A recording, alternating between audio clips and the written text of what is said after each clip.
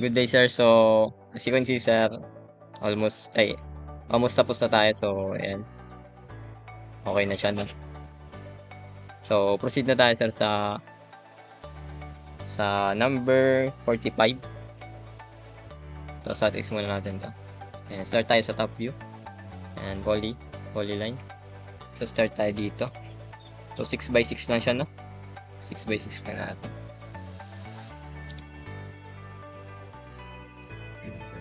Close lang. Para sakto. Tapos, then sa gitna, so may ano siya, no? Bawas. So, lagay lang tayo ulit ng polyline. So, bilang lang tayo. Wala dito.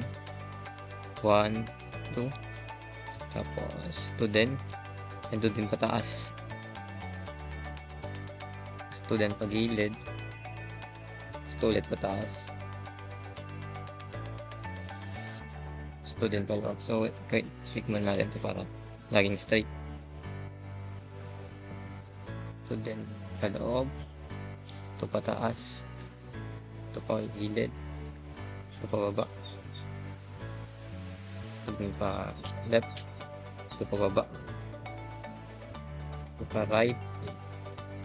Tapos close.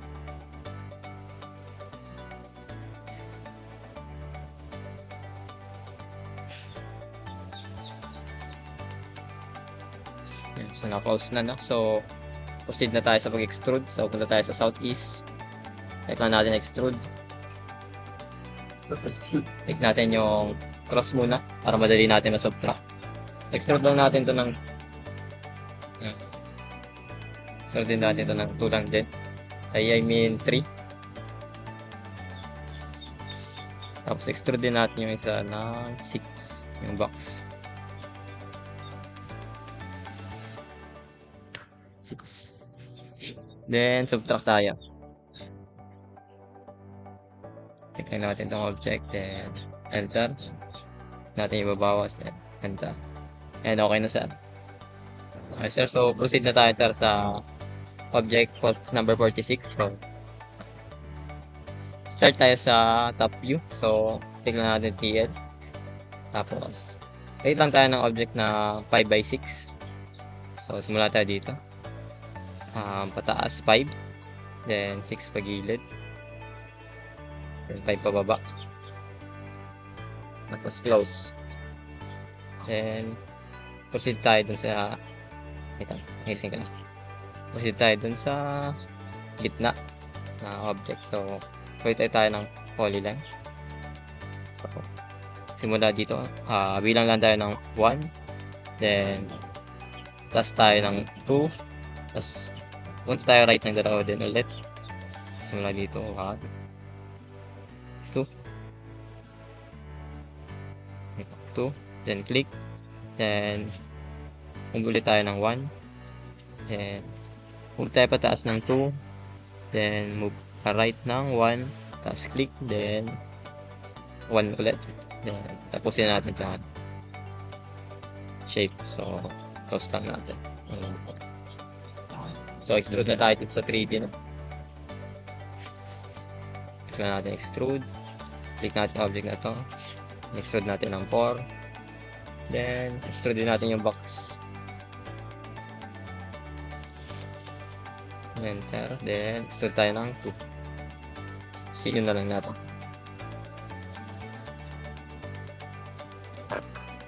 So, ayan. Ayan, okay na sa okay, sir, proceed na tayo sa object 47. So, para mamadali natin, so simula tayo sa right. So, click lang tayo PL o polyline. So, gawin lang natin yung parang letter C, no? So, start tayo dito. So, ano lang naman to, 4x4. So, click lang tayo dito 4. Then, click. Then, baba 4. Then 4, click, then 1, tapos 3 babalik, tapos 2 pataas, click, then 3, tapos type natin close. So okay na, wala tayong i-extrude na lang isa. So din tayo polyline. So Lang tayo ng EM. Then, draw tayo dito ng 1/3 na square. Ay, na rectangle. Then, 1. Then, tayo close. And, so, ayan. So, almost complete na yun. So, i-move lang natin to. Then, click natin yung dalawang object. And, enter. So, move lang natin dito sa harap. So, naka-right view tayo. So, dito yan. So, hanapin lang natin dito sa 3D. Tayo sa top view. So, hanapin lang natin yan para madali natin malipad. So, nasa right yan. So, most likely yan dito yan. So, dito na.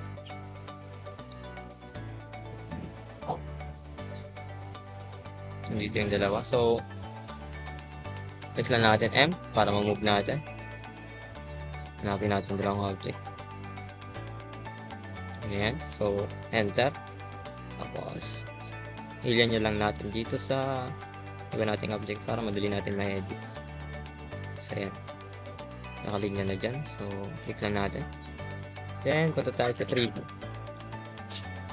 Southeast. So, extrude lang natin muna natin. Extrude. Then, click enter. Then, click lang natin itong dalawa. Ito. So, click lang natin itong isang. Click lang natin itong C. So, enter. And, extrude natin ng 3. Natin ng 3. Then, enter.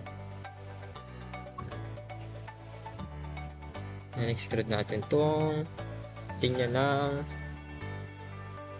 extrude natin ito ng 5. Then, enter. So, yan. Extrude natin ng 5. Enter. So, i-rotate lang muna natin, no? Tayo rotate. Tapos makita natin ang mas maayos.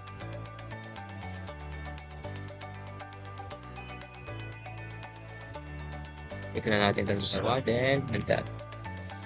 Itag natin itong blue na line. Then,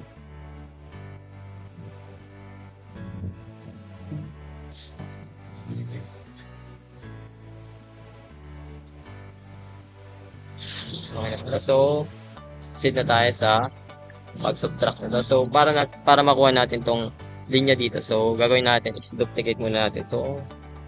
Parang letter C. So, yan. Click natin. Then, enter. Drag lang natin dito. Tapos, click natin ulit. So, duplicate na yan. So, exit na tayo. So, subtract na tayo.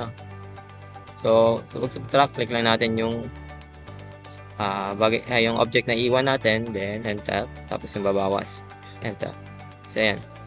Sequence Caesar, meron na siyang linya. So, yun na lang natin.